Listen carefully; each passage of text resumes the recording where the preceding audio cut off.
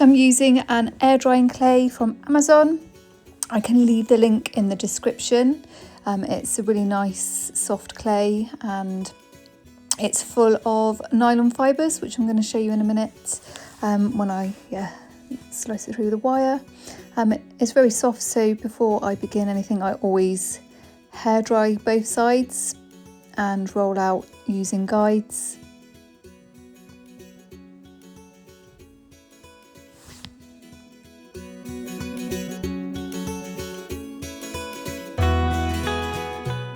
Given it a little bit of a smooth over with a sponge on both sides, again just to see in case there's any little lumps, and cut out the template.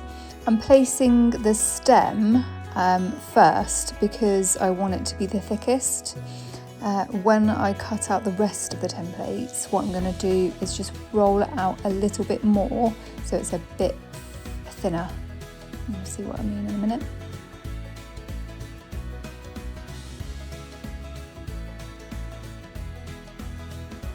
So now I'm going to give a little bit more of a roll out, and just being very gentle and very careful that I don't make any particular areas a lot thinner, so it's all around the same thickness. And then I'm going to cut out the rest of the templates now, and don't forget to do 2 lots of the petals.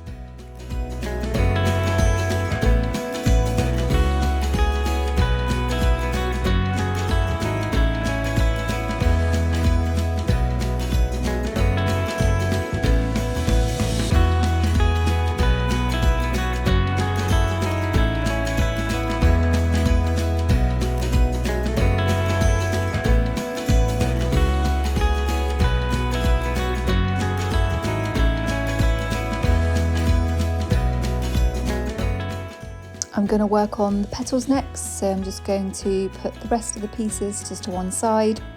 And what I want to do with the petals is smooth out the edges, and also I'm going to pinch the sides. So yeah, just using the sponge to smooth out, and I want to try and soften and thin out the edges of the petals just slightly.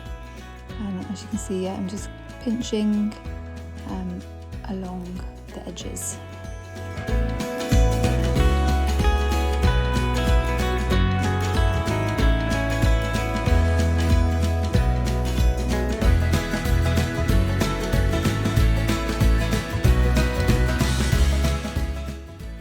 So joining any 2 pieces of clay, you need to score and slip. So I'm making a thumb pot for my slips. I'm just going to add some water and then mix up a few little pieces of clay till I get a sort of a yogurty consistency. And always need to use this even with air drying clay, as when it dries, if you've not scored and slipped, it can crack and easily fall away and fall apart.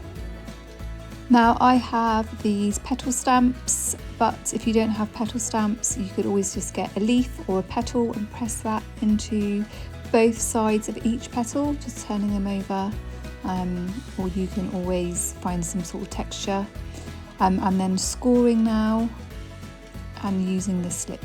And I'm going to firmly press these together in the centre and making sure that I'm happy with the positioning, and giving the petals a little bit of manipulation, and just creating that daffodil petal shape. You can close them in as much as you want to. Okay, for the trumpet, it's easier to twist because it's quite small. Twist it round a tool or a pencil, and then get it in position before you score and slip. Plenty of scoring, plenty of slip on this bit. And then again, you're pressing these 2 edges really firmly together, creating a nice join that won't crack. So you have to do lots of blending and smoothing using your fingers and a sponge.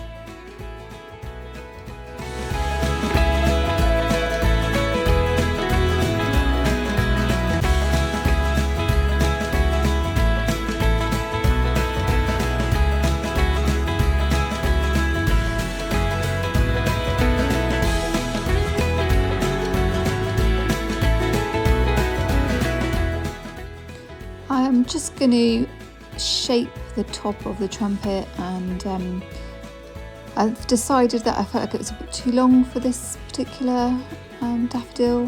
You can have it as short as you want, you can just cut a little bit off. So scoring and slipping to join, pressing down right in that centre, nice and firmly. And then to give it a bit of reinforcement, I've just got a bit of excess clay and I'm going to press it around the very edge, making sure again to blend that clay completely, just to give it that extra bit of reinforcement.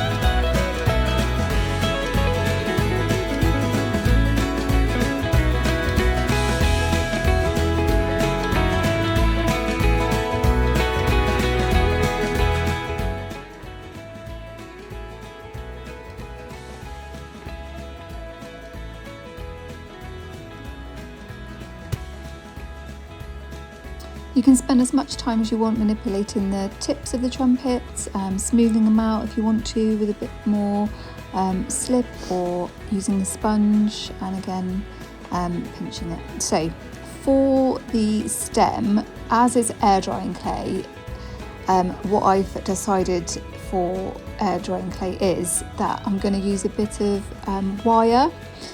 This will help with the weight of the petals and the trumpet, and it will help just give that bit of strength, as it will be holding quite a lot of weight. So I'm just cutting a bit of wire to length and I'm going to feed that all the way through. Okay, so just cutting it to size, and just because it is air drying clay, it's not going to have that strength there once as it's not being fired. So I'm just pressing really carefully the wire through the centre of the stem and getting it all the way through. It is a bit tricky, but it will be worth it. Now I'm just smoothing the edges. There was a little bit where I could see the wire coming through, so I'm just scoring and adding a bit of extra clay just to cover that wire and stop any cracking. And then just smoothing it out.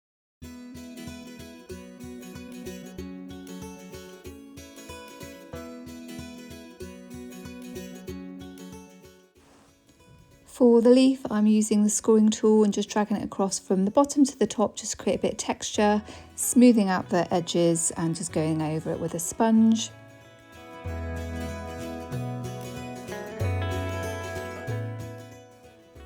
And then again, making sure as I attach them, I'm scoring and using slip, plenty of that.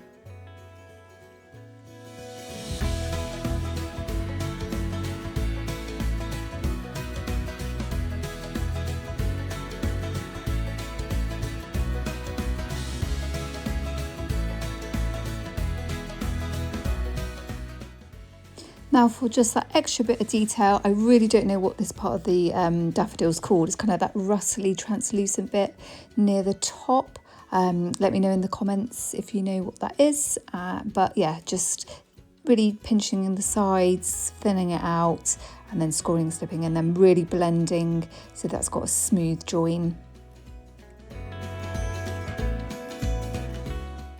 Now this is crucial before it dries, that you bend the wire into the shape that you want. You won't be able to bend anything once the clay's dry, so well, if you do, it will just crack. So do anything and any manipulation now that you want to, and get everything completely in its final position before it dries.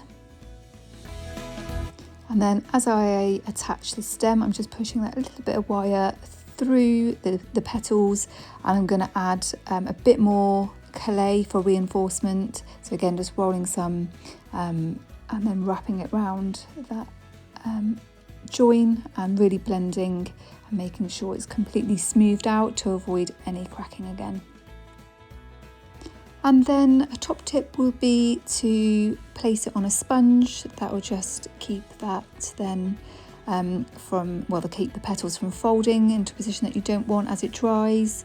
And then finally, just thinking about how you want it to dry out and set, and then leaving it. So thanks for watching, and hope you enjoy making, and then join me in the next video where I'm going to paint it. I think I'm going to be using acrylic paint and then giving it a varnish. But yeah, thanks a lot, and see you in the next one.